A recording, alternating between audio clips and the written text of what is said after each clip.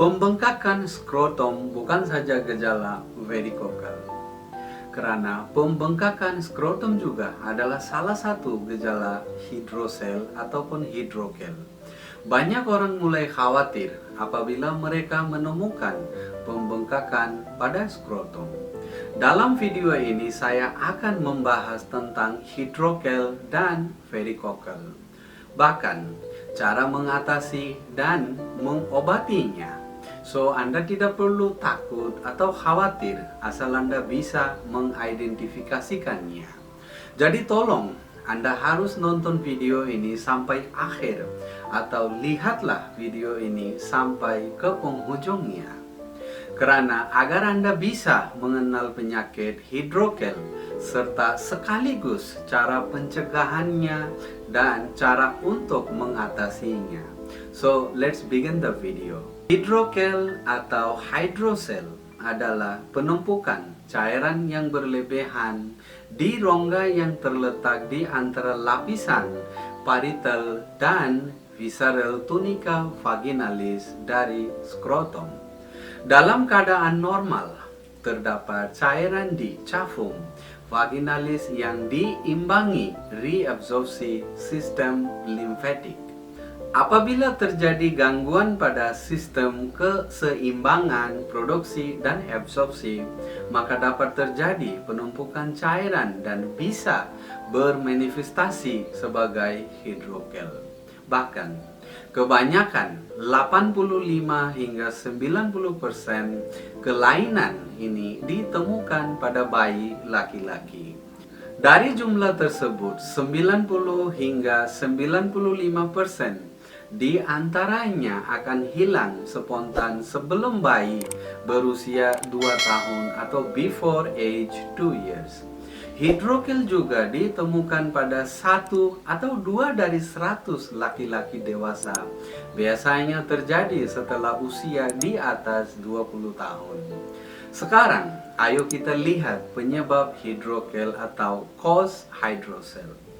Ada juga beberapa penyebab hidrokel atau hidrokel pada anak-anak. Kelainan ini dapat disebabkan karena belum sempurnanya penutupan proses vaginalis, sehingga terjadi aliran cairan peritoneum ke cavum vaginalis.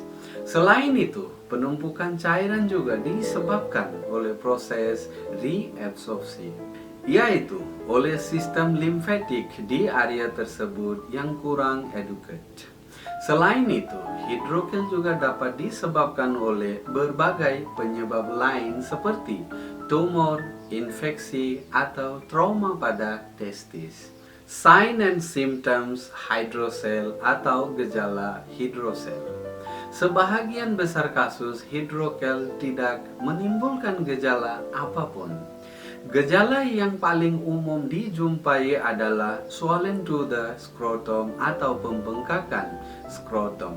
Hidrokel biasanya tidak menimbulkan gejala nyeri atau sakit, namun pasien akan mengeluhkan adanya rasa tidak nyaman pada testis. Oleh karena itu, makanan yang harus dihindari oleh penderita penyakit hidrokel. Jadi makanan ini harus dihindari atau Anda harus membatasinya. Makanan seperti contohnya, yang pertama, daging olahan. Daging olahan yang dimaksud itu seperti hotdog, sosis, dan daging yang telah dipanggang yang biasanya mengandung lemak jenuh atau saturated fat yang tinggi. Oleh karena itu, daging olahan ini sudah diberi bermacam-macam bahan tambahan seperti pengawet, yang tentu saja dapat meningkatkan risiko pada hidrokel. Inilah alasan kenapa daging olahan ini termasuk ke dalam makanan yang harus dihindari bagi orang yang menderita penyakit hidrokel. Yang kedua, gula berlebihan atau excessive sugar consumption. Sebaiknya makanan yang mengandung gula berlebihan juga harus dihindari bagi penderita penyakit hidrokel, dengan alasan yaitu untuk masa penyembuhan penyakit ini. Jadi, Anda harus menghindari permen, sirup, soft drink, kopi, biskuit, dan makanan atau minuman yang mengandungi gula yang berlebihan. Yang ketiga, kopi dan alkohol. Minuman yang mengandung alkohol memang sangat berbahaya sekali untuk Anda konsumsi atau konsumsinya. Tidak hanya dapat merusak kesehatan, namun juga dapat meningkatkan risiko yang tinggi. Bahkan akan merasakan panas dan kondisi juga akan menyebabkan semakin lemah, oleh karena itu sulit untuk pulih. Begitu juga dengan kopi. Kopi akan membuat Anda merasa lelah dan juga gelisah. Selain itu, ada juga pantangan makanan yang lainnya, seperti harus menghindari makanan yang diolah dan dimatangkan dengan cara digoreng dan dibakar seperti saya katakan tadi. Makanan dan juga minuman yang mengandung kafein seperti kopi dan juga coklat. Hindari juga makanan dan minuman yang bersoda dan es krim.